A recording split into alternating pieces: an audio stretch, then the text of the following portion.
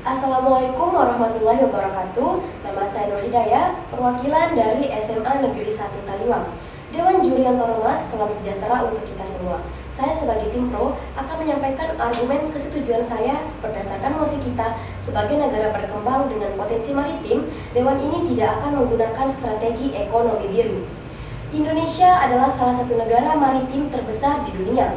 Jika konsep atau strategi ekonomi biru diterapkan di negara berkembang, akan ada banyak hal yang harus diperhatikan dalam penerapannya. Ekonomi biru merupakan strategi pembangunan ekonomi nasional yang mengandalkan sumber daya kelautan atau potensi maritim yang dimiliki oleh suatu negara. Yang menjadi perhatian, apakah negara kita mampu menjalankan prinsip ini di tengah banyaknya faktor yang mendasari? Pemerintah harus menjelaskan mengapa prinsip ekonomi biru tidak dapat diterapkan karena tata kelola yang belum maksimal, sehingga hal ini dapat berimbas kepada gagalnya tujuan untuk negara berkembang menjadi negara maju. Dewan Juri yang terhormat, penerapan strategi ekonomi biru di Indonesia harus melihat dari aspek-aspek sosial masyarakat yang menggantungkan hidup mereka pada laut dan sekitarnya. Padahal seperti yang kita ketahui, konsep ini harus melihat pada kondisi ekologi serta daya dukung wilayah pesisir. Penerapan ekonomi biru merupakan salah satu langkah yang tidak tepat, sehingga nanti saya akan menyatakan bahwa saya setuju dengan mosi kita. Saya akan menjelaskan beberapa alasan mengapa saya sepaham dengan mosi kita hari ini. Yang pertama adalah sumber daya manusia yang belum berkualitas, yang nyatanya masih di bawah angka 50%. Sehingga nantinya dampak negatif dari penerapan ekonomi biru ini tidak dapat mencapai tujuan akhir, yaitu pembangunan ekonomi nasional. Selain itu, alasan kedua mengapa penerapan ekonomi biru tidak dapat dijalankan atau diterapkan adalah karena ketidaksiapan masyarakat pesisir dengan perkembangan teknologi.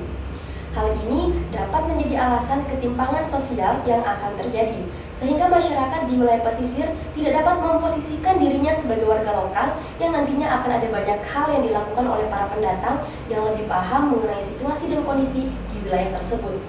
Kebanyakan juga masyarakat dari negara berkembang tidak dapat memanfaatkan sumber daya dengan melihat efek dari perbuatannya sendiri, tidak seperti pada negara maju yang selalu mengedepankan efek samping dari pemanfaatan sumber daya yang dilakukan.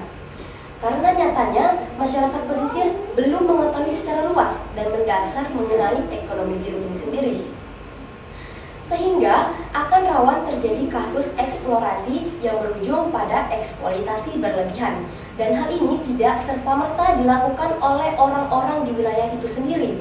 Karena kebanyakan pada kasus yang terjadi, pelaku eksploitasi merupakan orang dari luar, para investor, yang mana mereka tidak melakukannya dalam jumlah yang kecil, tetapi secara besar-besaran, yang nantinya dampak dari kerusakan yang ditimbulkan akan membuat proses pertumbuhan ekonomi maritim terhambat.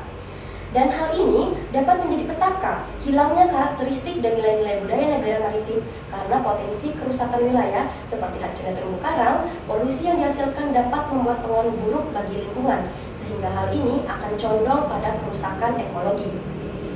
Selama 29 tahun ini, pendekatan hak perikanan juga terus dilakukan penyesuaian dengan menggunakan berbagai cara oleh para pemilik kepentingan. Namun, dari semua yang sudah dilakukan, ada bukti kuat bahwa pendekatan yang dilakukan secara berpuluh tahun itu memiliki satu kesamaan, yaitu hak milik perorangan pada sektor perikanan dalam berbagai bentuk dapat dipindahtangankan atau diperjualbelikan dalam mekanisme pasar dan terbebas dari campur tangan negara.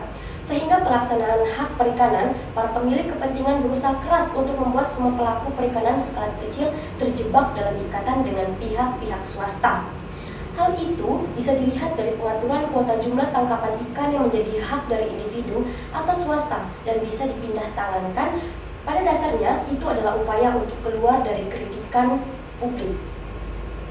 Pengaturan kuota tangkapan seperti itu bisa jadi menjelaskan bahwa kondisi nelayan tradisional sudah ada dalam kondisi pemikiran yang kritis dan mereka paham dengan kondisi ekosistem sebenarnya. Akan tetapi yang terjadi justru sebaliknya, karena hak pemanfaatan dan pendekatan berbasis hak kepemilikan bukan menjadi jawaban karena krisis yang terjadi di laut masih berlangsung. Dampak selanjutnya adalah kegagalan sistem yang disebabkan kurangnya pemahaman mengenai teknologi berkelanjutan. Bahwa pendekatan itu menjadi bukti kegagalan sistem untuk menjawab krisis yang sedang terjadi di laut, mencakup ekosistem, dan adanya kebutuhan dan kepentingan masyarakat lokal, yaitu pemenuhan hak asasi asasi manusia yang menjadi terlanggar karena pemerintah menerapkan pendekatan perikanan berbasis hak kepemilikan dalam bentuk kuota individu yang dapat dipindah tangankan atau bentuk serupa lainnya. Sekian dari saya, terima kasih. Wabillahi taufiq wal hidayah. Wassalamualaikum warahmatullahi wabarakatuh.